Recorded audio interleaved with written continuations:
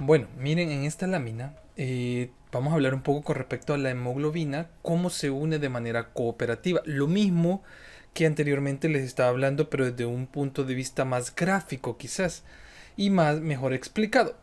Anteriormente le habíamos mencionado que esta unión cooperativa se debe principalmente a que la primera molécula de oxígeno entra en la hemoglobina de una forma un poco forzada, pero esta habíamos mencionado que tiende a romper los enlaces o a debilitar otros, y en eso cambia la conformación de esa hemoglobina, permitiendo que otra molécula de oxígeno entre con mayor facilidad y luego otra con mayor facilidad y hasta que se llenen los cuatro oxígenos.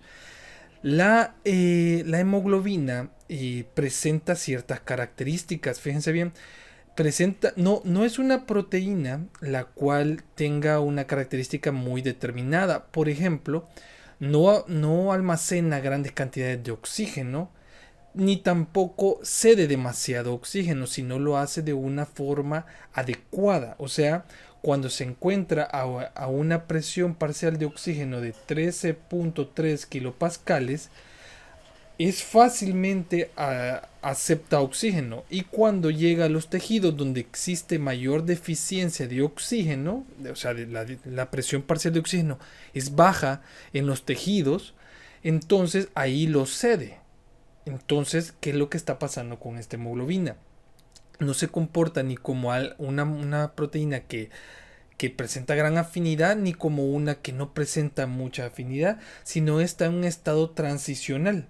Entonces, en ciertos puntos tiene gran afinidad. Miren, acá tiene gran afinidad al, al oxígeno a presiones parciales relativamente elevadas de 13 y algo, miren, pero a presiones de 14 y algo presenta para liberar ese oxígeno. Entonces presenta una forma simoidea, le llaman, o en forma de S, pero la forma técnica es de forma sigmoidea. Y esa es una característica. La hemoglobina se le denomina que es una proteína alostérica. Creo que ustedes han escuchado de enzimas alostéricas, que era que no necesita llegar al sitio activo de la enzima, sino en otro sitio cambiaba la conformación de la proteína, y el sitio activo cambia la conformación y ya no puede generar la actividad enzimática como tal. Un inhibidor alostérico le mencionaban allá en biología. Ahora, la hemoglobina es una proteína alostérica. ¿Por qué? Si ustedes se dan cuenta, la proteína, la hemoglobina, perdón, al llegar un oxígeno, cambia estructuralmente las conformaciones de toda la hemoglobina para que finalmente se pueda inducir a que más fácilmente llegue otra molécula de oxígeno y luego más fácilmente otra, como lo que veíamos acá, ¿verdad? Una molécula de oxígeno, luego llega otra, es más fácil, es más fácil, es más fácil, lo que veíamos en este punto, ¿verdad? Miren, llegaba la molécula de oxígeno lento, luego llega la siguiente un poco más rápido, la siguiente más rápido y la siguiente mucho más rápido. ¿Por qué? Porque acá existe, el primero lo hace lento porque tiene que llegar a romper muchas interacciones iónicas, les mencionaba, y al romper esas interacciones iónicas hay cambios conformacionales, ojo, en la estructura proteica de esa hemoglobina, y permite que la segunda molécula de oxígeno, ese cambio conformacional, permite que la segunda entre de una forma más fácil. Luego, esta hace otros cambios conformacionales en las siguientes subunidades, y por lo tanto entra mucho más rápido, ¿verdad? Y eso es lo que hace que tenga finalmente una conformación sigmoidea nuestra hemoglobina.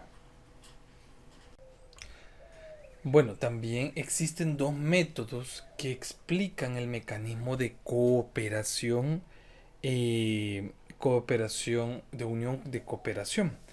Fíjense bien, vamos a estudiar aquí el primero, que es el modelo de concertado o modelo MWC por los que lo propusieron, ¿verdad? Por las siglas de los que lo propusieron, pero normalmente se conoce como modelo concertado. Este modelo concertado es muy sencillo y bien básico. Menciona que todas las subunidades sufren la transición de una conformación a otra de manera simultánea, o sea que se van a estar las conformaciones de R y T van a estar dándose de manera simultánea, y además ese ligando, el ligando que va a llegar, en este caso el oxígeno, puede unirse a cualquiera de las conformaciones, tanto la del estado R como el estado T pueden unirse, solo que menciona que lo va a hacer de una forma más fácilmente por la conformación R, ¿verdad? Acá lo podemos ver, y este es el postulado que ellos proponen, de que se van a poder llegar a ese ligando, en este caso el oxígeno, a la hemoglobina, de una forma normal, ya sea en estado R o en estado T. Muy bien, miren acá, si se dan cuenta, si se dan cuenta, vamos a hablar ahora, ya hablamos del anterior modelo y ahora vamos a hablar del siguiente, el cual es el modelo secuencial. Ambos modelos no son uno del otro excluyentes, fíjense bien, son modelos que pueden ser ciertos dependiendo el estado de cada una de las proteínas. En este caso hablamos de la hemoglobina, como siempre, y decimos que en este modelo secuencial la unión, fíjense bien, la unión de un ligando puede inducir un cambio en la conformación de la subunidad individual. O sea, puede inducir un cambio. Si se dan cuenta acá, no se ha unido nada, ¿verdad? Puede estar de esta forma, las tres subunidades pueden estar en estado R, aquí 3 en estado R, 1 en estado T, aquí 2 en T y 2 en R, 3 en T, 1 en R, y aquí las 4 en conformación T. Y todas pueden llevar a un ligando.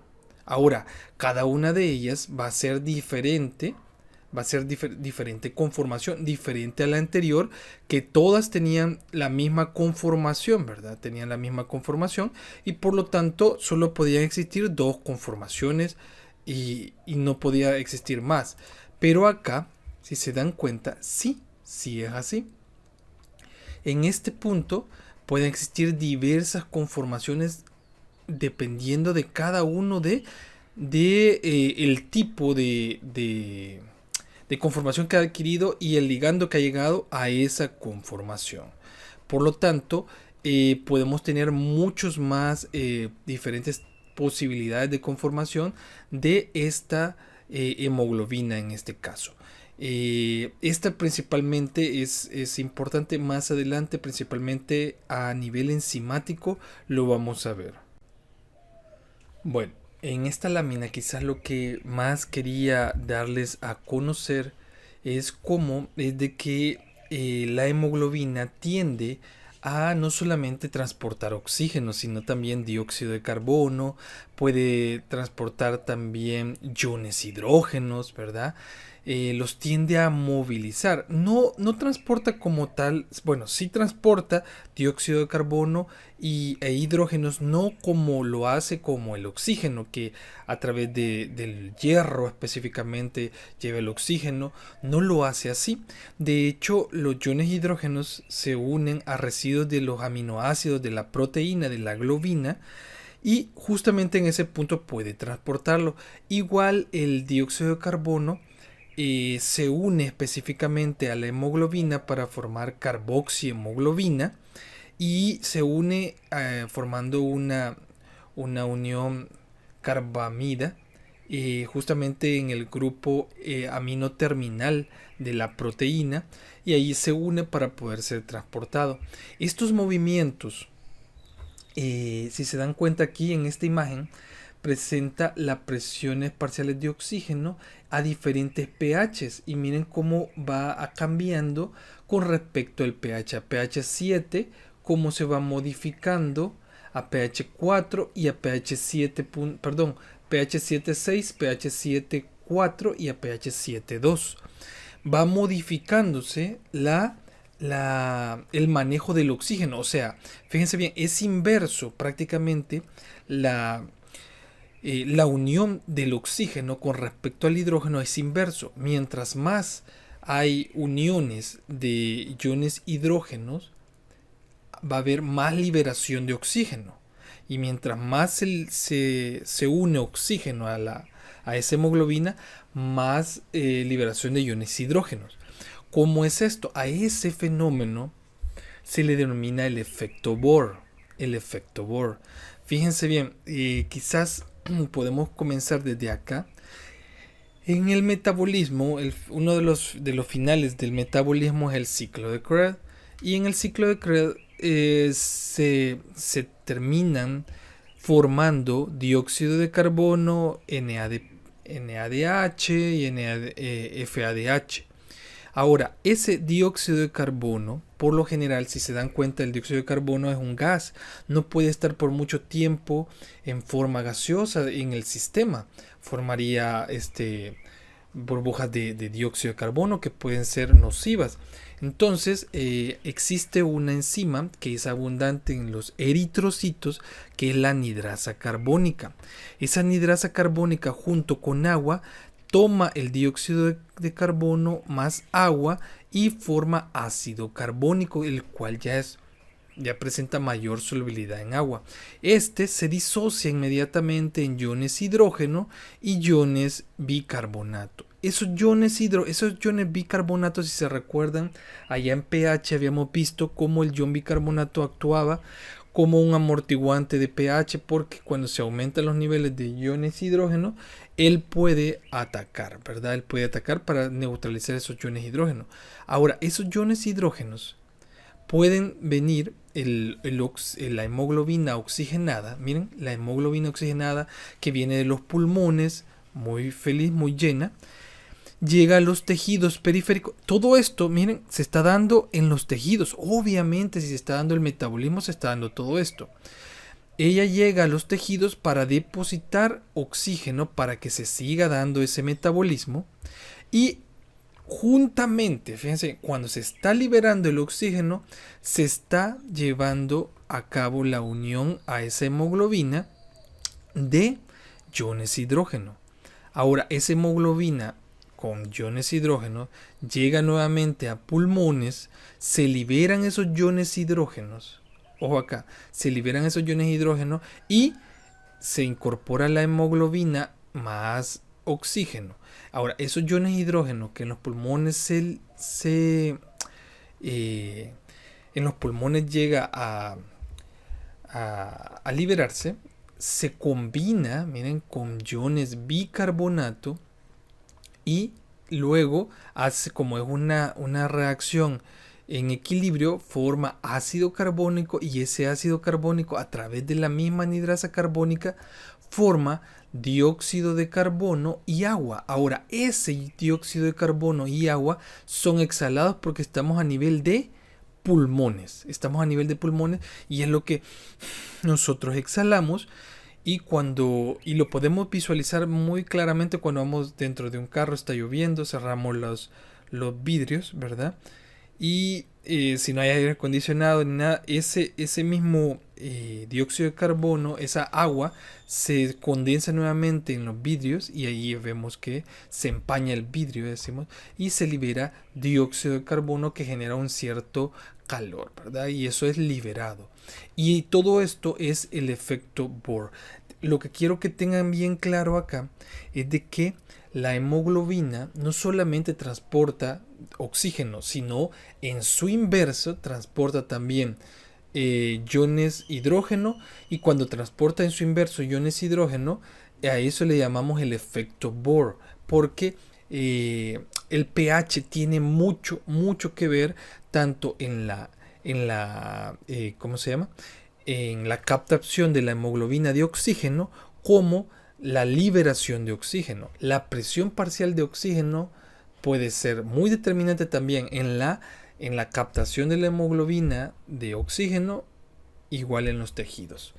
Eso tenemos que tener. Fíjense que hay muchos elementos, si se dan cuenta, que permiten que el oxígeno llegue a la hemoglobina o no. Eso tenemos que tenerlo. Los cambios de conformación, que hay diferentes tipos de conformación. El pH tiende a afectar, ¿verdad? Hay muchas cosas que pueden estar, que se tienen que estar considerando. Y todo esto es porque finalmente a través de todos estos mecanismos ustedes van a tener que diseñar medicamentos y tienen que entender todos estos procesos para poder diseñar muchos medicamentos. Muy bien, justamente hoy vamos a pasar a explicar un poco del 2,3-bifosfoglicerato. Este es una estructura que estabiliza la estructura T. Fíjense bien. Y como ya vimos, realmente es la configuración T de la hemoglobina. Entonces, ¿qué pasa con esta configuración T de la hemoglobina? Fíjense bien. Lo que pasa con él es de que ya vimos de que en la configuración T, en la conformación T, perdón, pues no poseía la hemoglobina oxígeno, o sea, libera más fácilmente el oxígeno. Eso es lo que hace el bifosfoglicerato. El bifosfoglicerato disminuye la disminución de pH de los glóbulos rojos, inducida por dióxido de carbono, promueve la síntesis de 2,3-bifosfoglicerato. ¿Qué es lo que hace el bifosfoglicerato? El bifosfoglicerato, por así decirlo, estabiliza mayormente la conformación T y al estabilizarla permite que esta hemoglobina libere mayores cantidades de oxígeno en sangre y poder tener esa disponibilidad. El bifosfoglicerato refuerza el impacto de los protones derivados del ácido carbónico al desplazar el equilibrio RT a favor del estado T, aumentando las cantidades de oxígeno liberado en los tejidos periféricos. Fíjense bien, acá el bifosfoglicerato no se une directamente es una molécula de bifosfoglicerato por una molécula por molécula de hemoglobina. Ahora, se une justamente en la cadena beta de la hemoglobina en una porción donde los aminoácidos están cargados positivamente y él está cargado negativamente. Esa estabilización que hace genera que se establezca mejor la configuración T y permanezca mayor tiempo en ese estado. Entonces, cuando una persona necesita mayores concentraciones de oxígeno, por ejemplo, está a niveles muy elevados, se van a sintetizar mayor cantidad de bifosfoglicerato para que se libere ese oxígeno y poder proveer a la persona del oxígeno necesario, ¿verdad? Además de que se van a sintetizar más glóbulos rojos. Ya vamos a ver todo esto. Acá podemos ver cómo se adapta una persona a grandes altitudes y cómo lo hace. Primero, el aumento de eritrocitos, que ya le había mencionado, el aumento de hemoglobina, de síntesis de hemoglobina y también el aumento de síntesis de 2,3-bifosfoglicerato.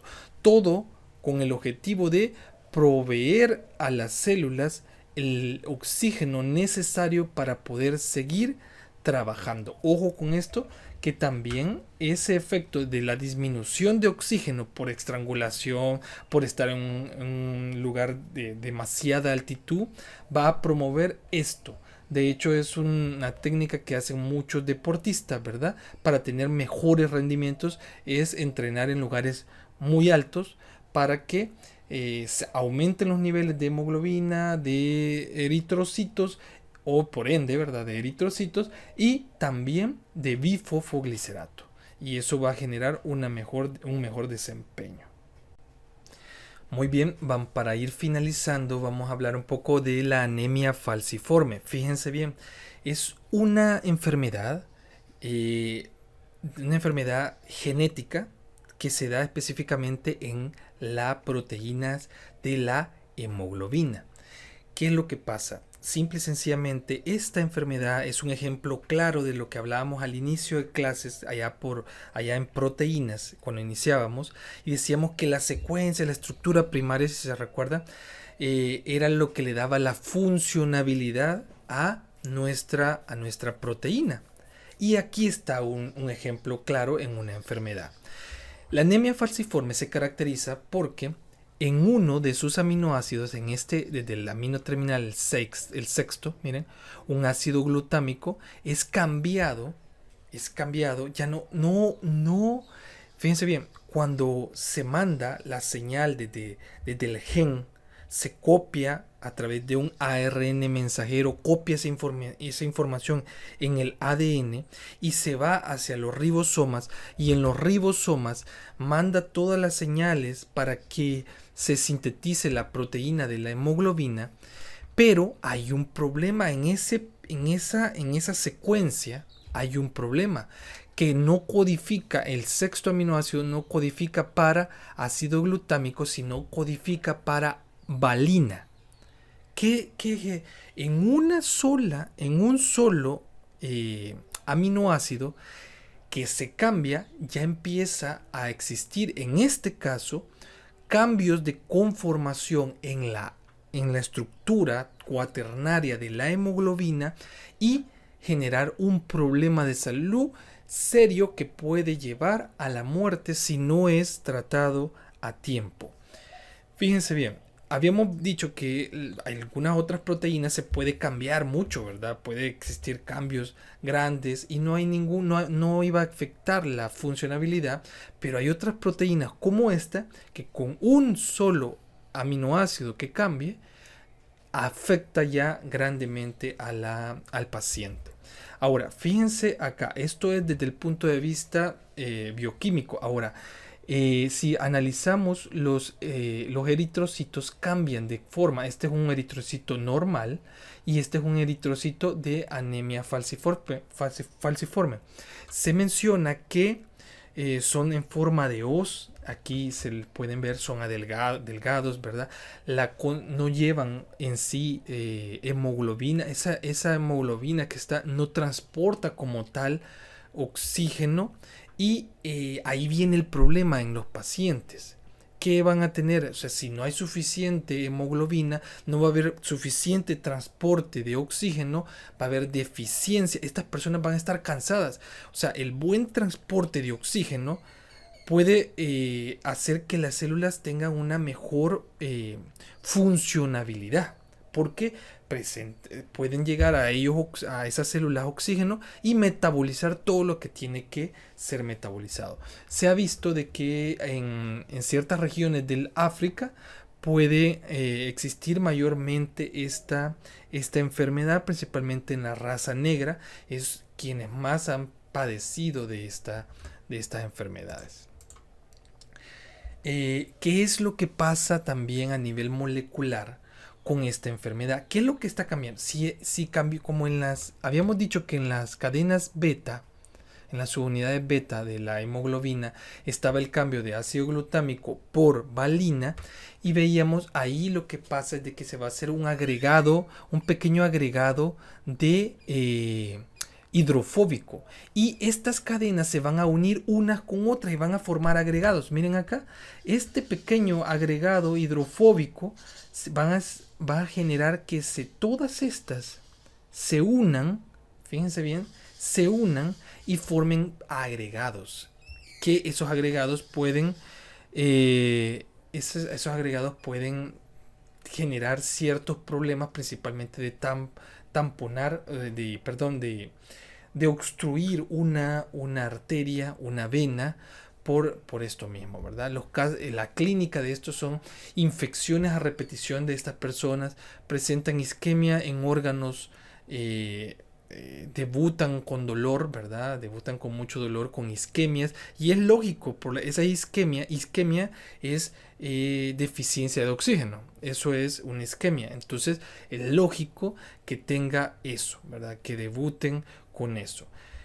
Tratamiento, ¿verdad? Por hidroxiuria, aumenta la hemoglobina fetal con ácido fólico y transfusiones sanguíneas, puede tener finalmente una vida parcialmente no normal porque va a tener que estar en esos tratamientos, pero puede llevar una vida, ¿verdad? Bastante normal. Bueno chicos, vamos a llegar hasta acá. Muchas gracias por su atención. Espero todo haya quedado claro. Cualquier duda, por favor, háganmela llegar. Pueden también consultar el libro de Leninger. Otros libros también los pueden consultar. No significa que no pueden consultar. Claro que sí, hay muchos libros que lo mencionan muy bonito. Y pues bueno, es para que ustedes, como mejor ustedes lo logren entender. Que tengan un feliz día. Gracias.